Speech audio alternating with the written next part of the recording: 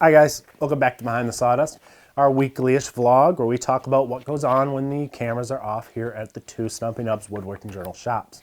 It's a new month, so today we'll wrap up November by giving you the latest woodworking news with Snarky Comments. Let's get started.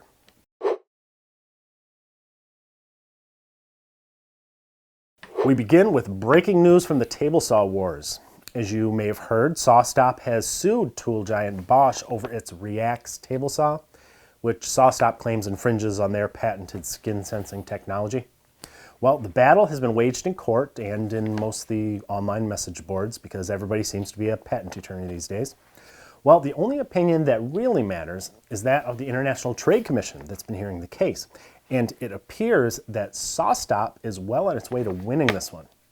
Back in September, the ITC judge found that Bosch's saw does indeed infringe on Sawstop's patents.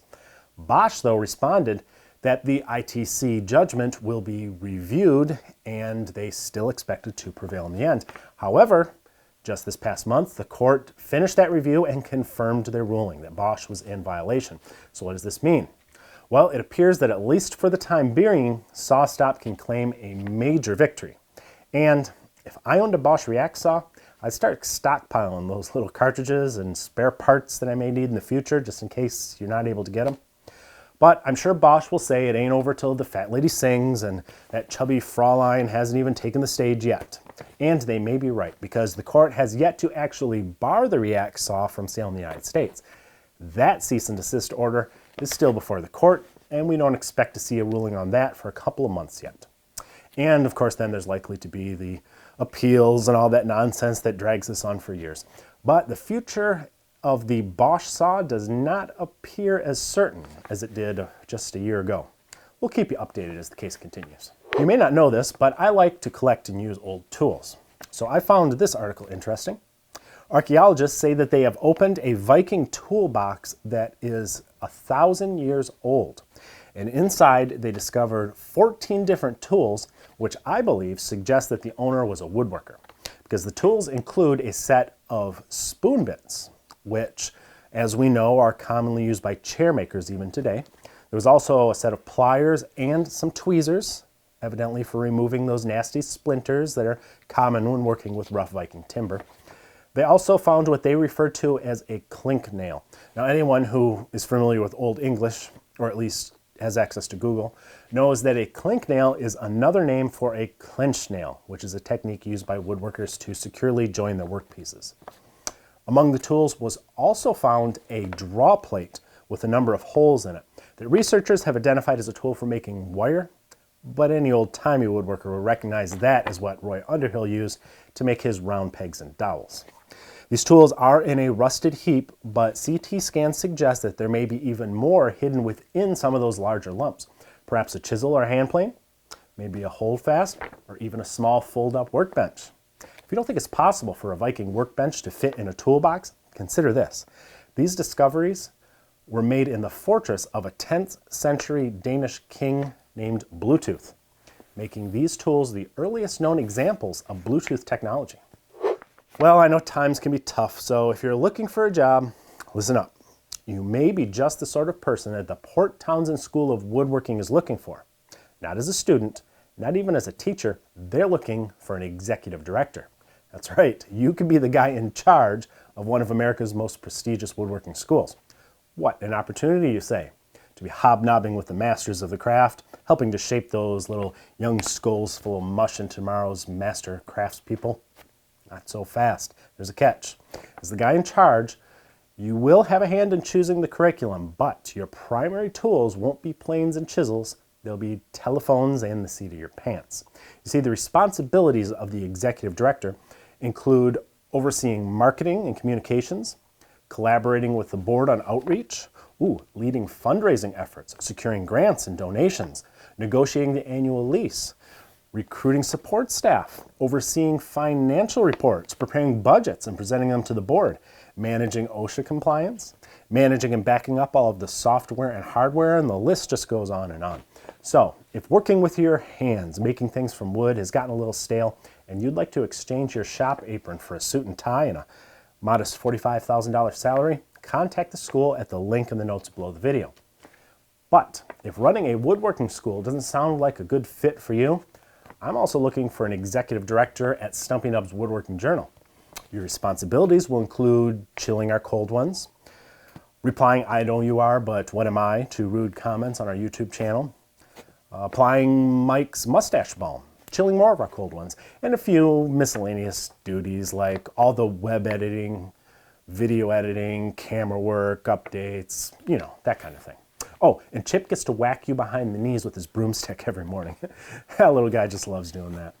I'm not going to promise minimum wage, but you do get to keep all of the empty cans from our cold ones. And here in Michigan, we have a 10-cent deposit on those.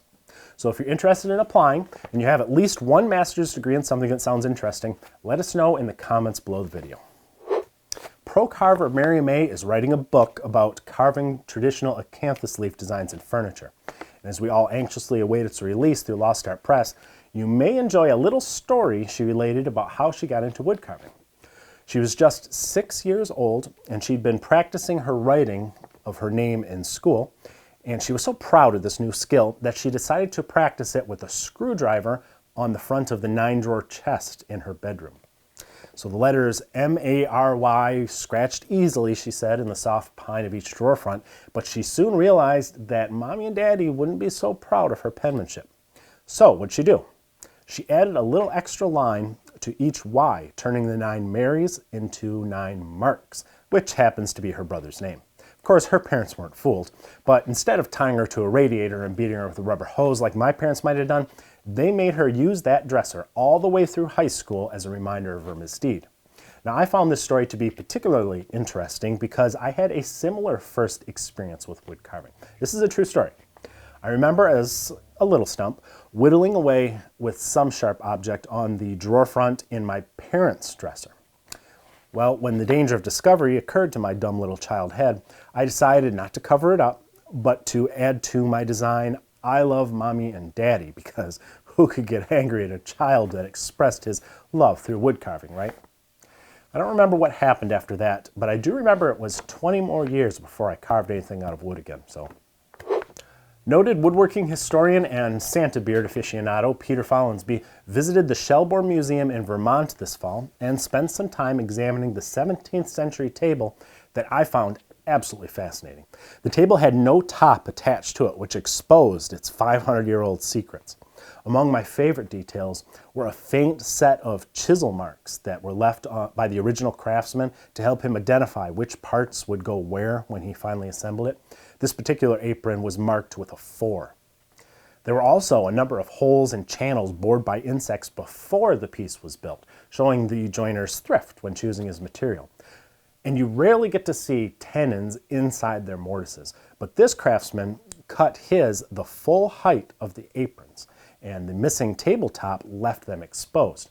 So looking at them, you can actually see this guy's hard work that would have otherwise been hidden inside the finished piece forever.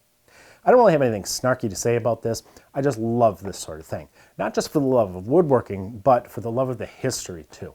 Plus, it's amazing that Peter was able to take all these photos without his beard getting in the way. I'll put a link to it in the notes below the video. The end of November was a joyous occasion here at Stumpy Nubs Woodworking Journal. It was my 20th wedding anniversary.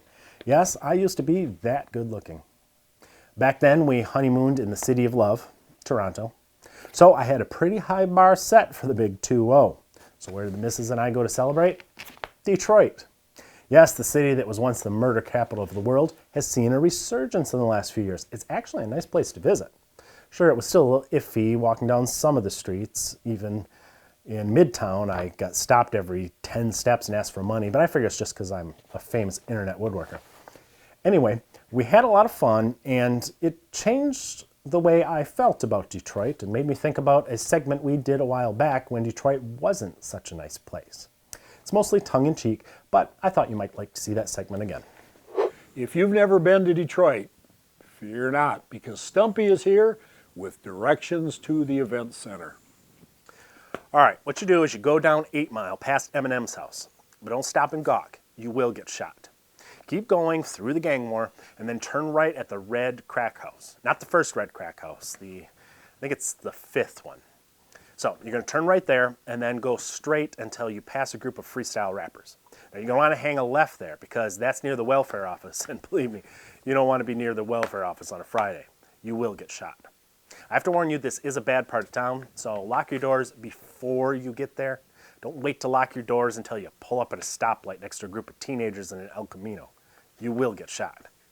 So eventually, you're going to come to a gas station where somebody's getting carjacked. Turn right there and step on it because that's a school zone. And if you slow down for even a second, you're going to have a dozen kids in the road in front of you trying to sell you pot.